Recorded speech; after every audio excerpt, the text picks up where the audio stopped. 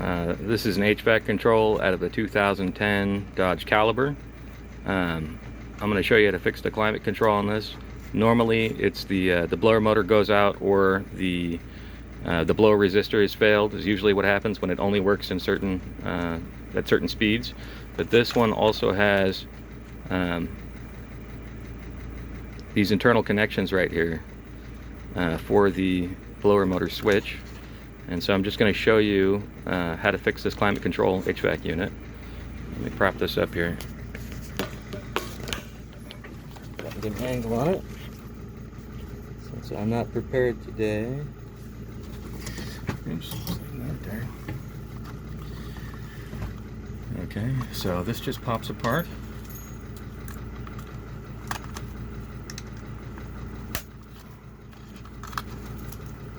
You don't have to pull the knobs or anything. It's just really easy to get to. This is a really easy repair.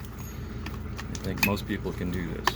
So when this comes apart, you can see here, this is the plate that goes to the pins to your harness, right?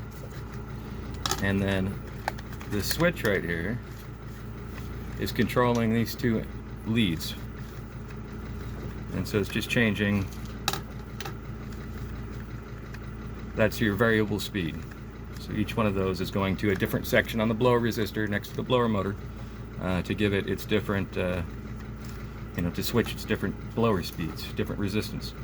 So on this one, I've already cleaned it up, but there was some dielectric grease that was on here that had overheated and had turned it black and made the connection just non-existent.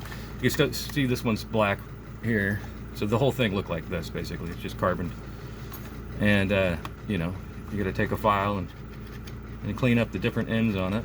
Make sure they're nice and bent to the proper, so it makes a good connection. And then take some Scotch-Brite, or some sandpaper, some appropriately graded sandpaper for that, and clean this all up and snap this back together, and you'll be back in business with your HVAC. Let's see here.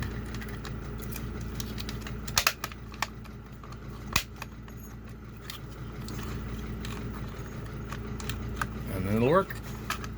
Please like and subscribe if you like this. If this was interesting to you. Again, this is a 2010 Dodge Caliber, and it saves you from buying a climate control for probably $200 or $300 from the dealer, or $60 at a wrecking yard. But penny saves, a penny earned. Thank you.